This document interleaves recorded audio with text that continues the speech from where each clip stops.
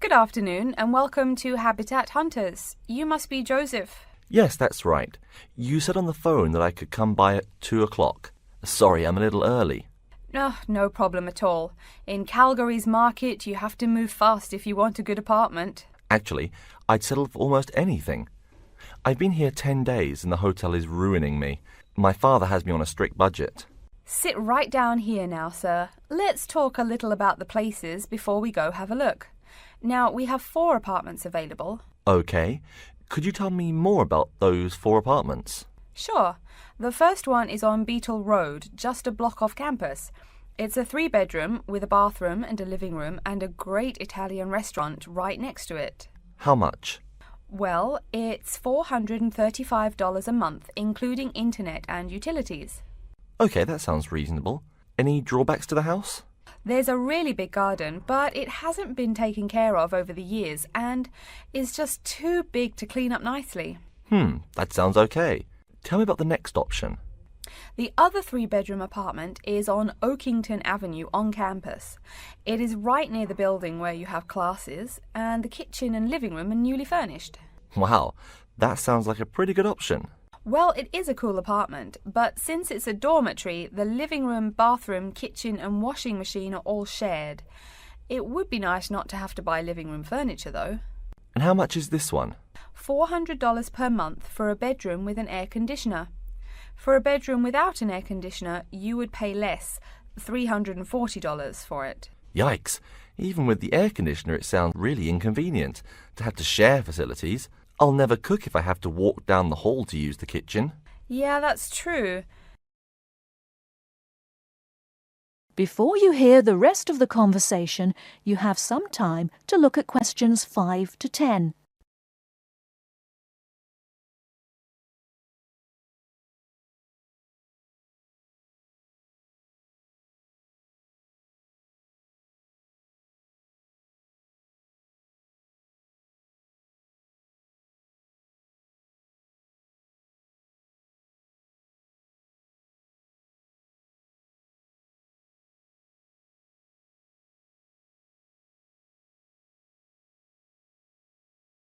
Now listen and answer questions 5 to 10. Anyway, the next place is a 2-bedroom on Mead Street. Oh, I like Mead Street. That's off campus, right? Yep, it's pretty cool, but it only has 2 bedrooms, plus a living room and a study. But I want to live together with my 2 friends. So you could make the study into a small bedroom if you end up living with them. Also, we guys want a TV and DVD player since we're all so much into movies. Well, this place has a great TV and VCR, but no DVD player. No DVD? That's so weird. Are any other facilities provided? As you said, weird enough, it also comes with a wash basin. Is there a washing machine? I think we need that more than just a wash basin. I'm afraid there's no washing machine in the apartment. Wow, that's so old-fashioned.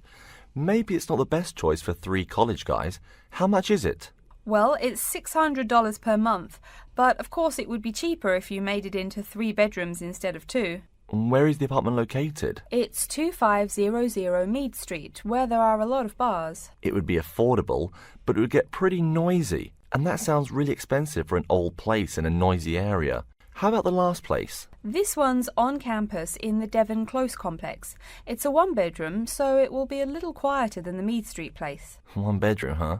That could be good for focusing on my studies. What else does it have? It comes with a living room and a study, and includes a really nice lamp in the study that has a bunch of different settings. You know what else is cool? There's a dining hall downstairs, so all evening meals are free. You can purchase breakfast and lunch, but meals after 6 p.m. are free. Wow, this place sounds too good to be true. Is it really expensive? It's all right, $500 per month, but there's no bathroom. What? No bathroom? Well, there's no bathroom in the apartment, but there's one at the end of the hall. Thanks.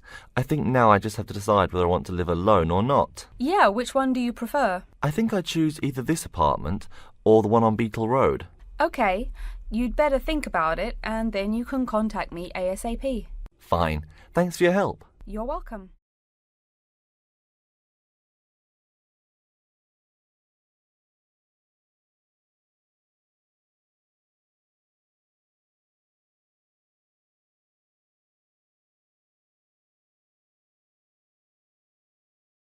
That is the end of part 1. You now have 1 minute to check your answers to part 1.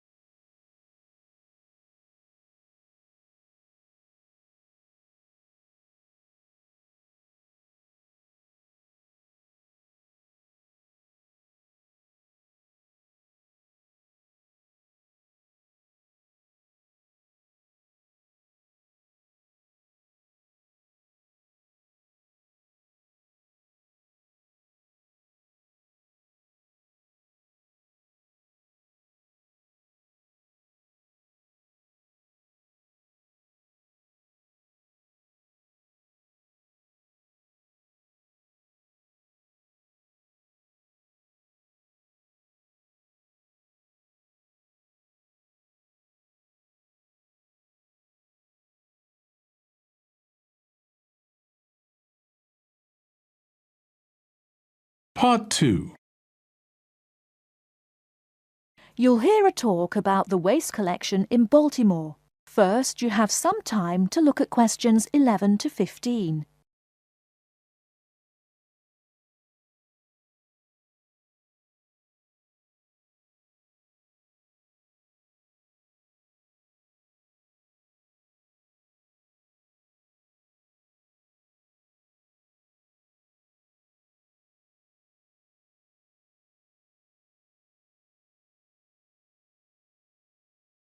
Now, listen carefully and answer questions 11 to 15.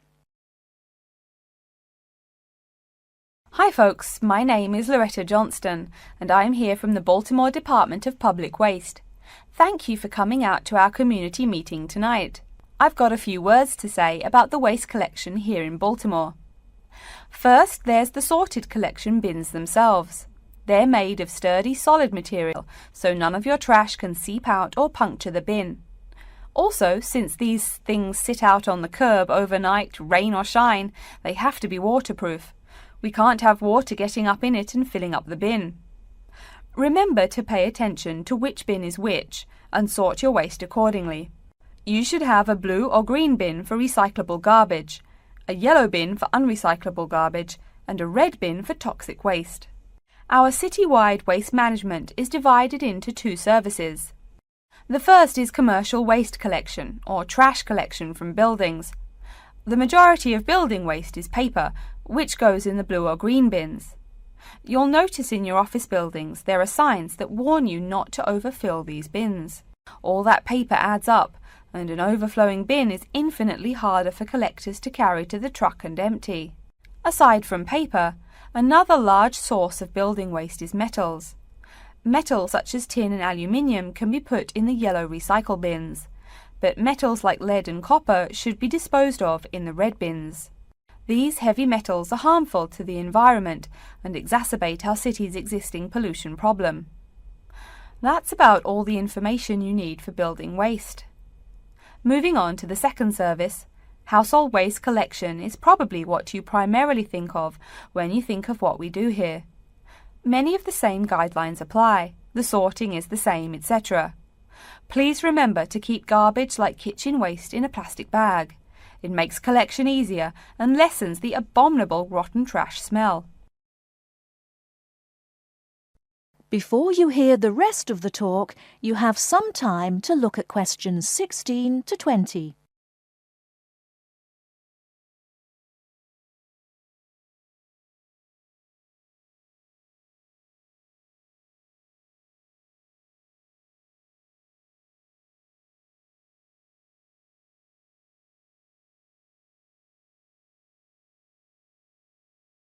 Now listen and answer questions 16 to 20.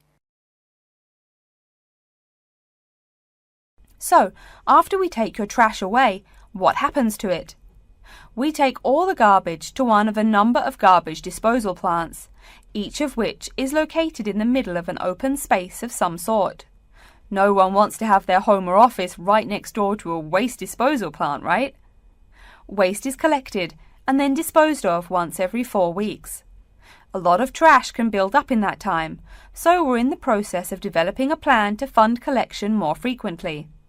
Ideally, it would be collected weekly, but we will likely have to settle for bi-weekly.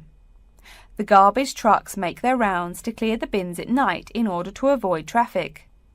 I'm sure you've seen how much waste your own household produces in a given week. Now imagine all the trash produced by all the households in Baltimore. It's a lot, right? It may surprise you that this amount is only marginal compared to commercial waste. Yep, the main waste producers are actually businesses, industrial facilities, retail and offices. Hard to believe humans produce that much waste, right? No wonder we have pollution problems.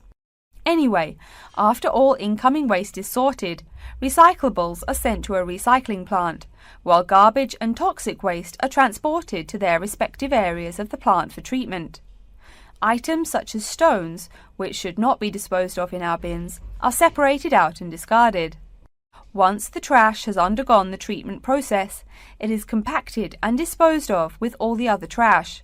And finally, when the landfill space is full, it is buried deep underground, and in time, something new is built on the land. That's everything about waste collection. Thank you for listening. Are there any questions?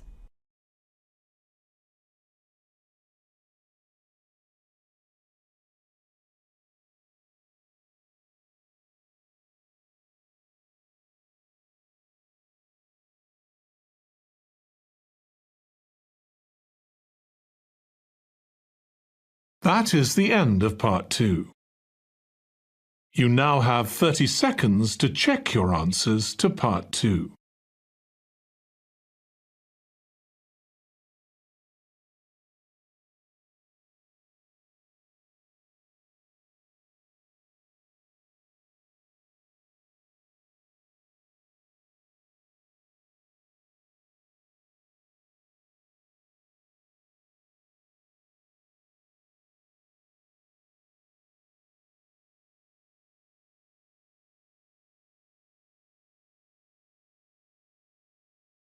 Part 3.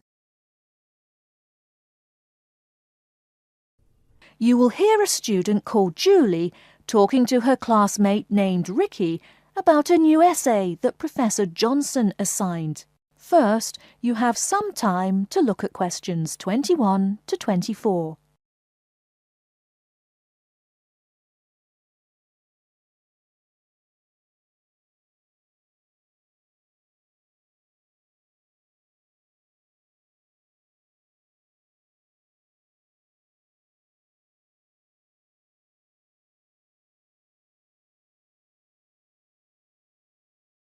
Now, listen carefully and answer questions 21 to 24.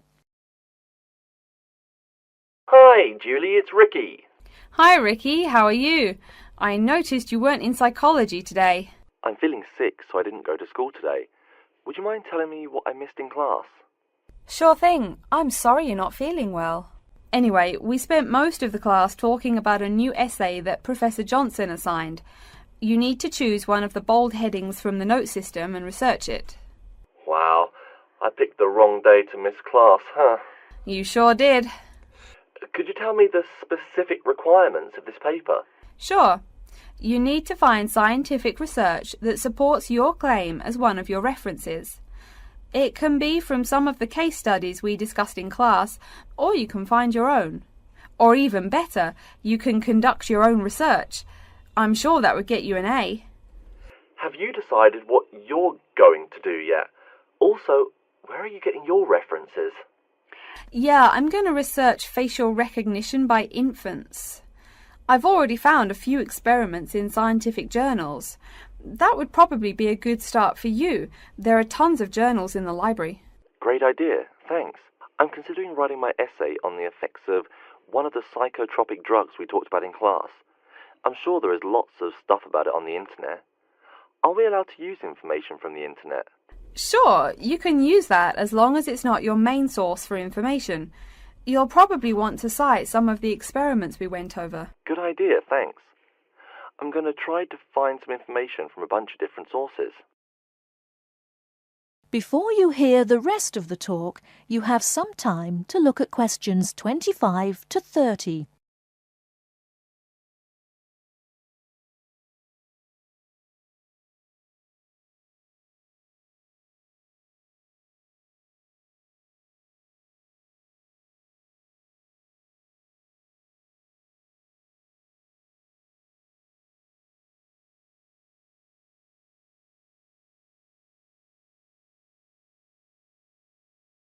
Now listen and answer questions 25 to 30.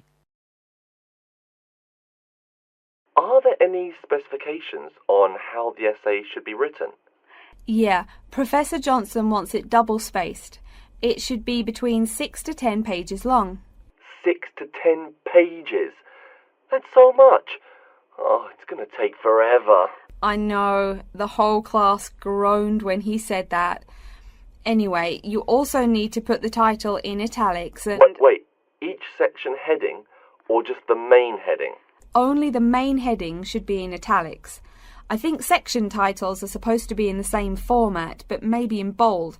You'll have to check that in class next time. Oh, okay. So I take it that the report has to be typed, since there are so many requirements. What are the other formatting requirements? Yep, it's got to be typed. Aside from that, there are still a few more specifications. You should number each page. Make sure it goes up in the top right corner.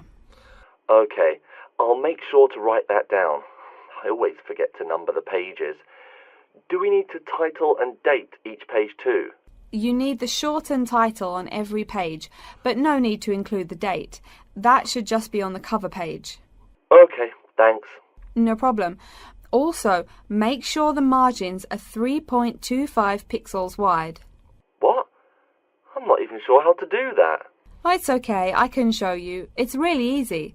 I think that's all the directions he gave us. A lot of formatting requirements, but we have the freedom to research many things that we like, so that's good. Oh, I almost forgot. Remember to put down your ID number on your report. Thanks so much for your help. I'll see you in class Monday. No problem. Glad I could help. See you later.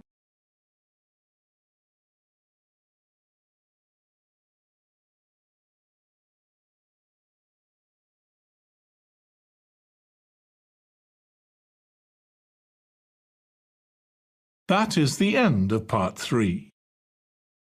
You now have 30 seconds to check your answers to part 3.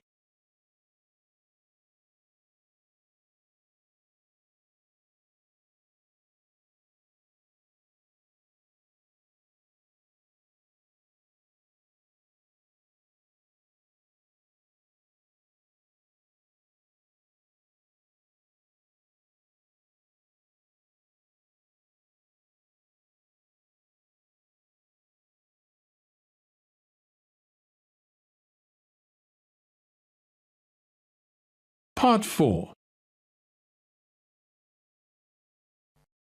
You will hear a lecture on environmental science. First, you have some time to look at questions 31 to 40.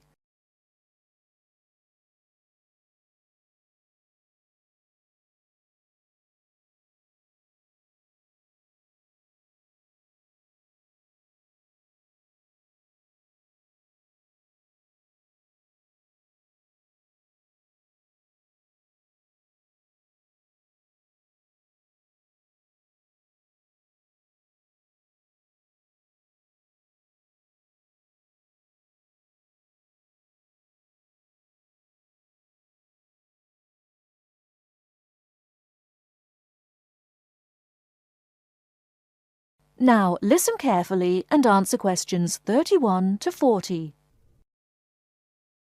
Good morning and welcome to yet another lecture in environmental science.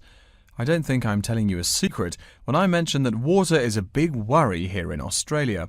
The stuff is scarce. Perhaps that's why we drink so much beer, eh? Seriously though, a safe and reliable source of water is one of the great concerns of people everywhere. Moreover, as the world population grows, the pressure on existing water supplies grows greater and greater. Think about it. Our economic system demands that there be more and more consumers.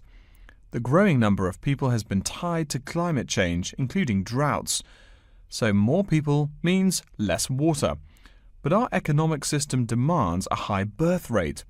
Forget about oil. Soon enough you will see wars for water. Mark my words. But today I'm going to confine my remarks to Australia. As noted already, here down under the water supply is extremely scarce. The only drier continent is Antarctica, and remember, no one really lives there anyway. Moreover, in recent years, the wind patterns have changed.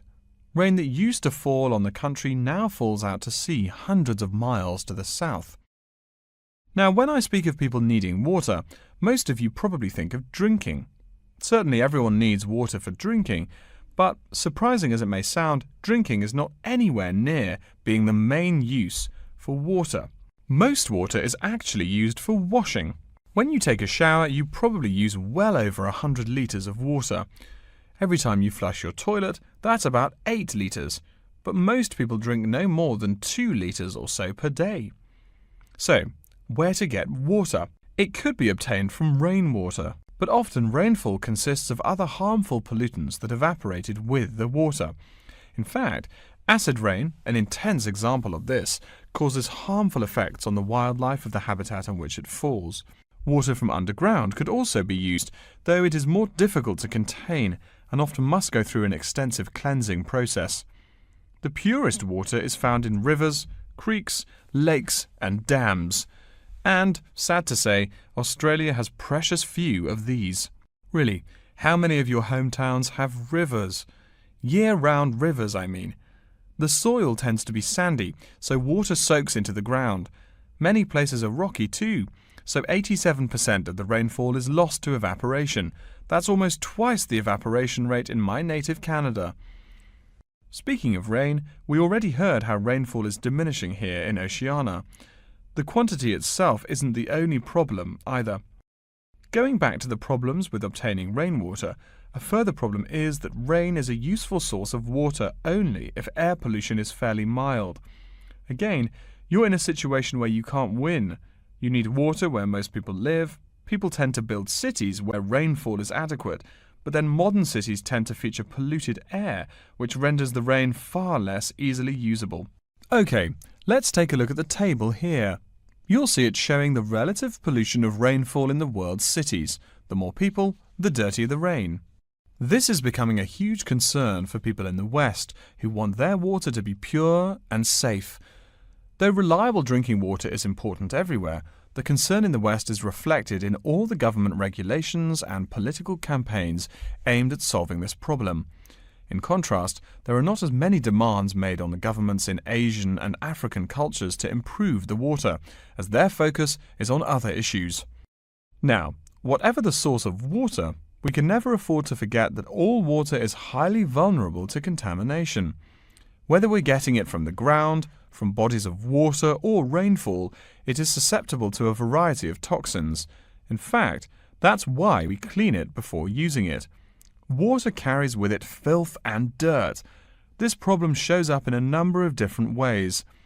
As humans and all other animals need water to survive, it's no surprise to us that one of the most important domestic uses of water is for drinking. Yet, if you have old-fashioned lead pipes, you may slowly be poisoning yourself by drinking that nice clear water. The industrial pollution, farm chemicals and leaky landfills are well-known sources of contaminants as well. So what is being done to ensure we Australians a safe and steady supply of drinking water? There are a lot of initiatives that make admirable efforts to remedy this issue. We'll be talking about this when we meet again on Thursday, but as a preview, I can tell you that so far the amount of real solutions that have been produced is not nearly adequate. Traditionally, we've been very free in this country. That means that every person and every province tend to go its own way. So the mechanisms for water management are, in a word, insufficient. To begin seeing how this is so, I want you to read something before our next class. Though a lot of previous data on water usage and water management are inconclusive and have thus caused quite a concern, we can learn a lot from the contents of reports written on the subject. The basis for the government's water policy is the 1989 White Paper reporting on water use, present and future. If you compare the numbers offered in the paper with those in the text, you'll find that the report is rather untrustworthy. Truth being told, I'm being too kind when I say that.